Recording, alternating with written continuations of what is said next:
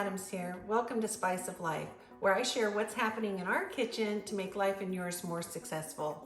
If you like today's video, please hit the like button so that others know to check it out. And if you want more content, please subscribe to our channel. Let's see what's happening in the kitchen today. Today I'm demonstrating how to make chicken gnocchi soup. If you love Italian cuisine, I promise you will enjoy this creamy, savory dish. Gnocchi originates from northern Italy and is a type of pasta that is made from potatoes and wheat flour. Combined with our creamy soup base we will be making, it is a hearty and satisfying meal. You can find all the necessary ingredients in the printable PDF copy of the recipe in the description below. Okay, let's get started. First, I recommend pre-cooking your chicken breast using a crock pot. I have so many recipes that call for pre-cooked and shredded chicken that I often pre-cook chicken breast and freeze it for recipes such as these.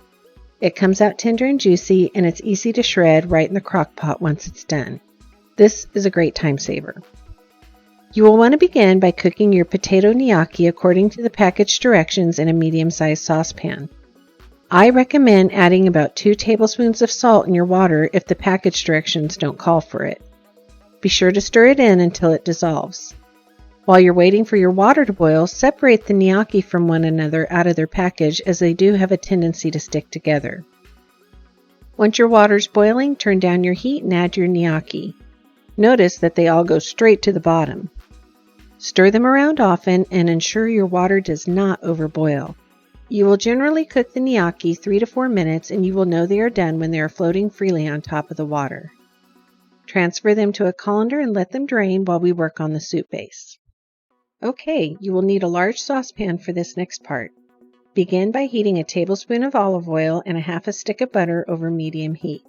You will then want to add 2 teaspoons of garlic and stir it around in the butter and oil mixture, and then add 1 cup of diced onion and 1 cup of diced celery. Sauté the mixture for 3 to 5 minutes until the onion becomes translucent in color. Turn your heat down to medium-low and gradually stir 1/4 cup of flour into the sautéed mixture to create a roux. The flour should absorb any excess oil and butter and will become pasty in texture.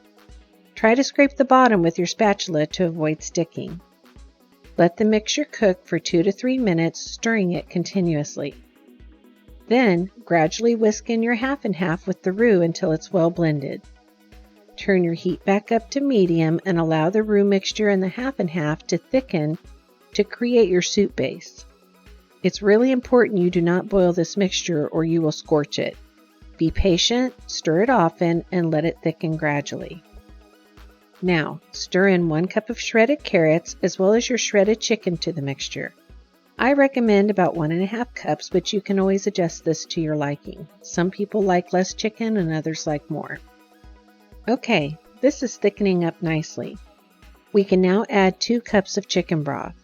This will thin it out a bit again, but no worries, it will gradually thicken back up. Let's add our seasonings now.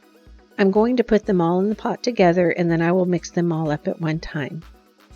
Add 1 tablespoon of garlic salt, a half teaspoon of dried thyme, a half teaspoon of dried parsley flakes, and 1/4 teaspoon of ground nutmeg. Okay, let's whisk these all thoroughly into the mixture.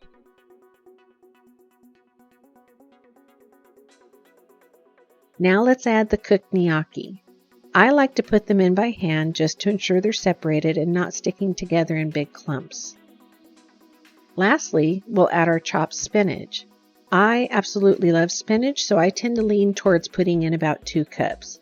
You may want less, and that's okay. Alright, we're going to put on our lid and let this simmer on low for about 15 minutes to give all the spices and ingredients time to meld together. Be sure to stir it every once in a while to ensure it cooks evenly. Okay, let's take a look at it. Ooh, it's nice and thick. You can really see how hearty this is going to be. When I serve this, I like to add fresh Parmesan cheese to the top for added flavor.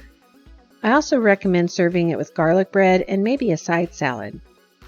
If you like this recipe, please let me know by clicking the like button below and subscribing to my channel. I have more great recipes and cooking tutorials on the way.